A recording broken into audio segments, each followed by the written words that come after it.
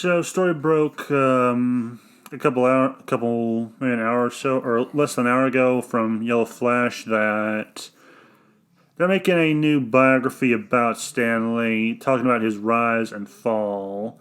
So this, of course, means they're probably going to cover the bullshit that was going on near the end of his life, while failing to cover how he was slandered thereafter after death. And I'm not going to lie, this really does piss me off in a certain way.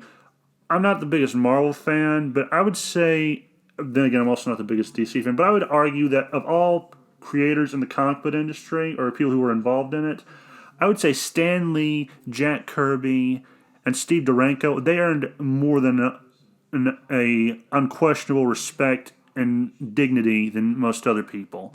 More than hacks like Tom King or, well, most people can ever hope for. But Stanley in particular, I would argue, has earned his legacy, kind of like Lovecraft, and his place in history because of the influence and impact he had on pop culture. This man, he actually had some kind of influence on anime in a way, and manga, and that he was responsible for, I think he had something to do with something called either Legends or Epic, which had a hand in translating manga, so it in turn contributed to, I think Rageaholic said, to Akira gain its translation in the time it did and gain the awards that it did in the time it did. And as a manga fan, yeah, that alone gave me some respect for Stanley. That made me love him a little bit more. Probably doesn't hurt that he looks like my step grandpa, who was as much of a grandfather as my biological grandfather was. There was also his fight against censorship, and to make a long story short, comics got, as Razorfist put it, a bit racy at some point after World War II, and a little group was made called the Comics Code Authority, the CCO, and they were an annoying bunch. I'm not going to sugarcoat it from what I hear. And to give you an idea of how puritanical they could be, Stanley was contacted by the government, some agency, saying it would probably be helpful if he did a story about the harms of drug addiction. So they did. He agreed, and they had written a story. They had drawn it out, and got everything on it. And then they went to the Comics Code Authority for the approval and rejected. They could not put the seal of approval on it, and he asked why. According to the code, you're not allowed to talk about drugs, despite the fact they were talking about drugs in a negative light. So he was doing what the moral Puritans would normally want. He was saying drugs are bad, but because it talked about it, period, it was unacceptable.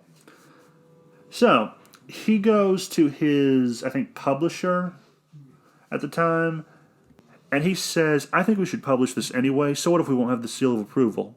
What does it matter? And this guy backed Stanley up. And he was very proud of this guy from what he said in an interview.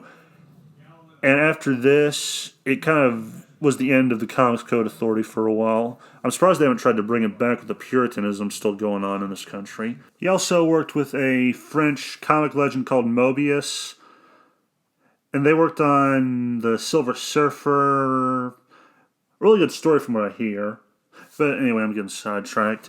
The main point is these people, they slander people on the regular and get away with it nonstop.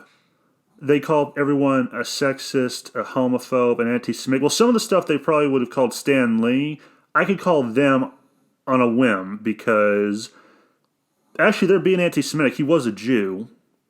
Also, when this guy was younger, when the Nazis were still gobbling up countries, him and a bunch of people in the comic book industry, they were the first one to actually attack Hitler in their comics. They did, like, you know the annoying stuff they do in comics now where they interject political stuff to it? Marvel did that back then, but they did it in a right way. Well, also, they were actually attacking an evil man, but like the first issue of Captain America involved Captain America.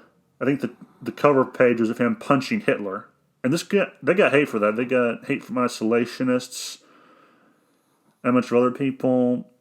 But it turns out they turned out to be right in hindsight, considering what kind of a menace Hitler turned out to be. And if they're calling him a fascist, I could say that again about the goblins attacking him online because they tolerate no difference of opinion. That sounds like something a fascist would do. If you weren't with them, you're against them. So yeah, these social justice jackasses sound like fascists. And this book sounds like bullshit. If you want to read it, I'm not going to stop you. I'm not even going to condemn you for reading it, especially if you want to just see what I'm talking about. And just to not be a hack about this, I'll say he was accused by some nurses of walking around naked and wanting blowjobs or something like that. The reason I don't buy this is because his wife had just passed away. Or so I hear. This was around the time his wife Joan had died, so I have to imagine he was still grieving. And I highly doubt he was going around doing half the stuff these women say he was doing. And plus, all I have is their word. Without facts or evidence, their word means nothing. And I don't know these women, so they could be lying for all I know. And it's not like Stanley's final years were that pleasant. I mean, he had to deal with his, I think, lawyer who stole a bag of his blood and had it used in the comic writing, which is pretty messed up. I forget his name. He also tried to separate Stanley from his family. Like, he tried to put a strain on his relationship with his daughter. It was like a nightmare. I forget it. I wish I could remember this guy's name. The guy sounded like a real sociopath. Kia Morgan, I think, was his name, actually. Yeah, no, it was Kia Morgan. He did all that to him. And he was really just put through crap time and time again. He had to put up with bullshit. And you would think that would have been enough, that he had suffered enough. But no, these people are horrible. They are monsters, in my opinion. I disagree with Weaponized Nerd Rage on this. He says he doesn't hate them. He does think they're bad people, but he hopes they get help. I do not. Actually, no, I do say get help. Go outside, get some fresh air, meet some people. But what they did to Stan Lee was disgusting. Just disgusting, abhorrent, reprehensible, ghoulish. And to me, it was evil. They used their attention whores. That's what they are. They are whores for attention. They say what they can to get a couple seconds of fame and then try to get more to get their attention fix. And people need to tell these goblins more and more to fuck off, to screw off, to just go crawl back into the hole they came out of. Because they're everything horrible that they accuse other people of. Like one woman, she attacked him online, later deleted it, and got a job at Marvel. Kind of shows you what little respect that people at Marvel now have for him. Despite all his contributions to the success they had. Because this guy was the chief editor there for years. I have no idea how long. But a lot of good characters came out during his time there. Some of them I like. Venom, Punisher, screw Elektra. And Not in the Way You're Thinking, Get Your Mind Out of the Gutter. Another one, Spider-Man. Actually, when they made Spider-Man, Stan Lee believed in it, but I think someone who he's working with didn't believe it, so they had it posted on, or published in a science fiction magazine. Then they saw the dollar signs they were making.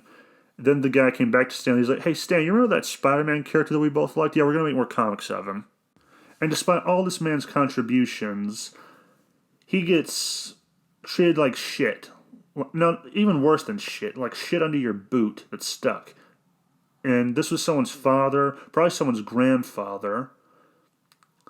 This guy opposed Hitler. This man deserves nothing but respect, in my opinion. It's kind of like Tolkien. The only difference between him and Stan Lee is Tolkien actually fought in the First World War. And both have been accused of racism by hacks who have no idea what they're talking about, and they're just blowing smoke out their ass. And another thing that disgusts me about this is just, they just want to tear someone down so they can build themselves up. Because these people are jealous, spiteful, impotent creatively. They will never contribute anything to society like Stan Lee did. He did more in his lifetime than they ever will. Hell, he probably did more in a day or a month than they ever would in their entire lifetime. And therefore is more worthy of the legacy he has. And to these people I say, yeah, no, go to hell. They get no, I don't even have the word for it. They get no, like understanding from me, they are evil. They do not listen to people. They destroy stuff. That's all they want to do is destroy. They're probably the same people who are okay with destroying statues like the one of Thorfinn and Lincoln and everyone else of historical value and probably want to erase history. And I think Stan Lee probably would not have agreed with them. So they don't like him. Also, there's the whole believe all women shtick because it was women the nurses were women that accused him. So, yeah, this was back when Me Too was still in its, I want to say apex. Like, Me Too was an annoying thing for me. Like, Weinstein I got, but when they started going after other people and the stories behind why they were going after them seemed like bullshit. Yeah, when they went after Stanley, that's when I kind of figured, oh, yeah, no, this is bullshit center square. It's no longer about getting justice, it's just about attacking men. Or at least I was worried that was what would happen, because I thought, there's a lot of feminists out there who hate men, and I'm pretty sure they would take any chance to hurt men, especially older men. So yeah, I could see them doing this to Stan Lee. Well, I didn't think that at the time, but when they attacked him, I was like, I was right. I was effing right. I was fragging right. But anyway, back to Stan Lee.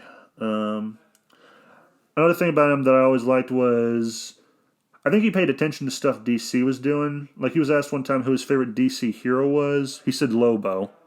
But then he was like, actually, no, he's more of a character than a hero. But yeah, no, he had good taste as well. Another thing that kind of just comes off with this is I think people get off on this, on destroying people's lives and legacies just because they're bored and have nothing better to do. And yeah, I'm sorry your daddy didn't love you enough when you were a kid, or mommy didn't love you enough, or they didn't show you enough attention. But destroying a dead man's legacy isn't going to change that. You're still going to be a pathetic. I don't even know what to call these people other than evil troglodytes. Like, doing this isn't going to change anything, and I think they don't care. They just want to destroy someone because he was a man. There's no other way I can put this. He looked white to them. He was a Jewish white male. He did something they will never do. And they have nothing better to do with their lives, so they figured, why not? Kind of shows how callous they are. And that's all I can really say about this subject, because I just wanted to put my thoughts on this. And it genuinely pisses me off that a dead man who did a lot of contributing to what we now have for entertainment has to be slandered, but insulted and lied about by a bunch of people who have nothing better to do. That's all I can say. It's a bunch of Karens and Puritans who need to be given the middle finger constantly and told to fuck off. And that's really my final thought on it, actually, because this one's dragging on, and I have put every bit of thought I could think of into this. If you want to read the book, go ahead and read it. I am not going to hold that against you. I just wanted to put my thoughts on that. These people, they're pathetic. They need to be called out for their crap. And Stanley should be shown nothing but respect. He did nothing wrong. He did not deserve the crap he's now getting. And these people just need to get a life. Anyway, those are my thoughts on it. Blah, blah, blah. Remember, the game was rigged from the start, and that is becoming more and more obvious as time has gone on. But in this instance, I would also say pray for Sandy, because these are one of the few things that make me pray either Sandy comes back or that asteroid stops taking its sweet time.